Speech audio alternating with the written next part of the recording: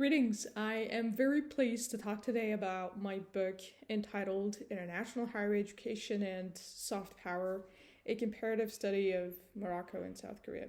This book represents the culmination of a significant chapter in my academic and intellectual journey.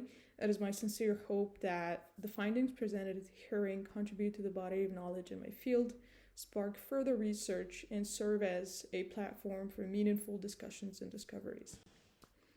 During this book talk, I will discuss first a synopsis, overview of the book, core concepts, key insights, and then I'll share some final remarks. This book offers a comprehensive analysis of international higher education and soft power as cultural diplomacy.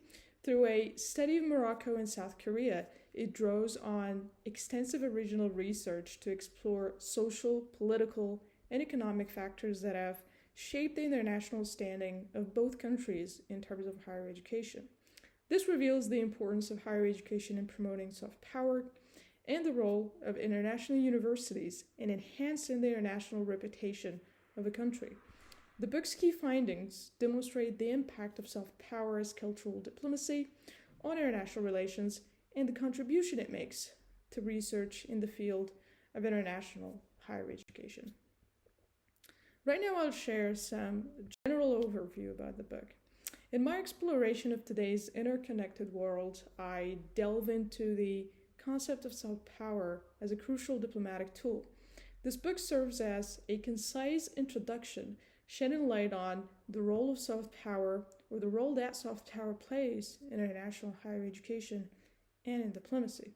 It aims to unravel how nations strategically use soft power to extend their influence across borders, thus soft power in global diplomacy. Then again, after that, I examine the evolution of soft power as a cultural diplomacy tool, emphasizing its growing significance on the global stage.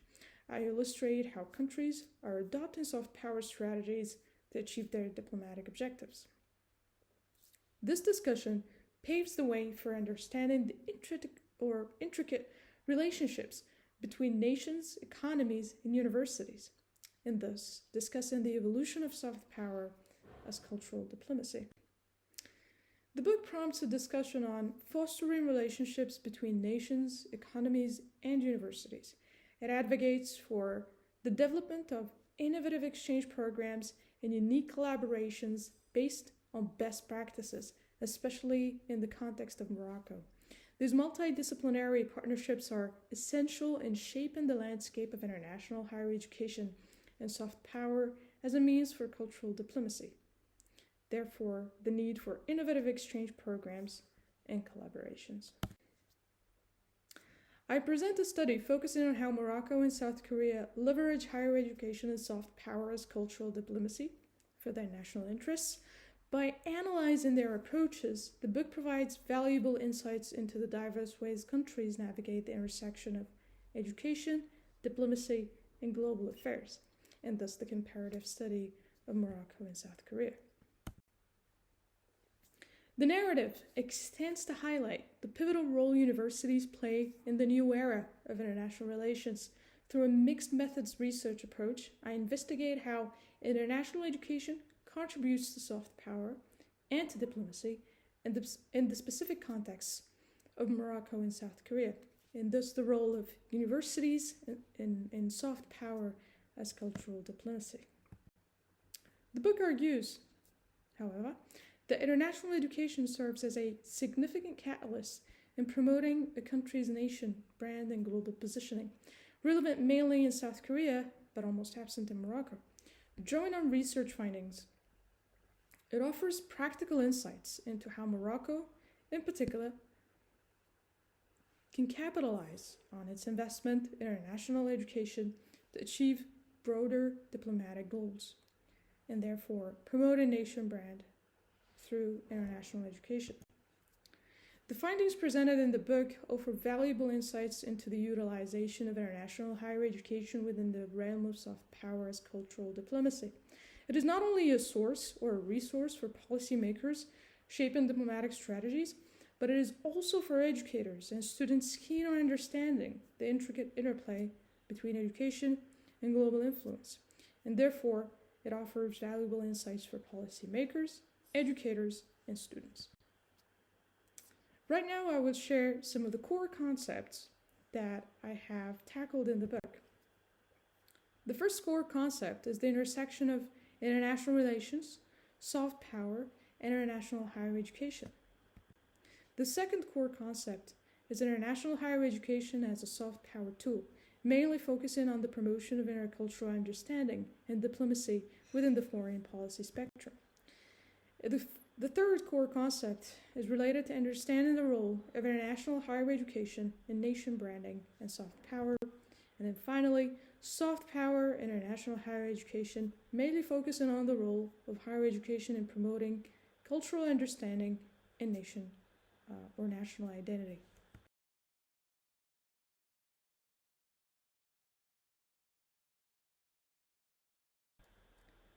The first key insight here is that international higher education is identified as a crucial means to advance these objectives, enabling understanding of cultures, fostering the exchange of political values, and promoting collaborative foreign relations. Thus, it is important to invest in three key areas: culture, political values, and foreign policies. It also sheds light on soft power international higher education. It highlights the role of international higher education as an important soft power tool. It can enhance a country's nation brand, global standing, and serve as a strategic avenue for promoting national goals and interests in the global stage. In addition, it tackles intercultural understanding and peace. International higher education is seen as a promoter. It is seen as a promoter of intercultural understanding, fostering peace and global relations.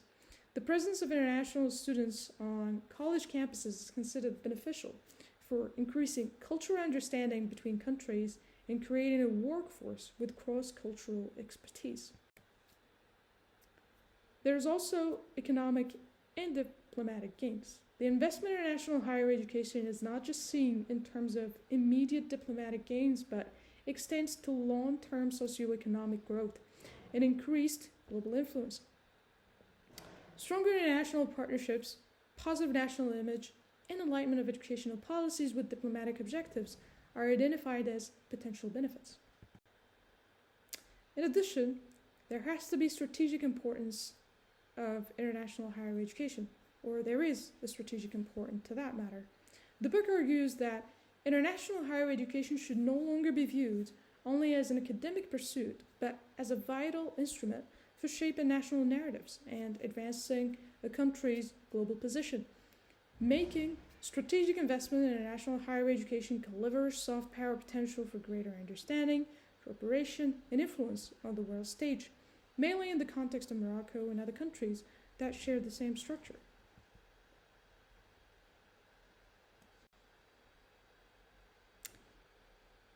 This concludes my very brief book talk.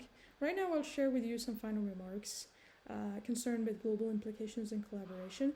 The findings of the study extend beyond Morocco and South Korea and are positioned as a valuable reference for countries worldwide seeking to enhance internationalization efforts in education. The book calls for further research and collaboration on an international scale, emphasizing the need for knowledge sharing and development of evidence-based practices in the international higher education arena. Thank you very much for your time. I look forward to receiving your questions, and I'll see you very soon. Take good care.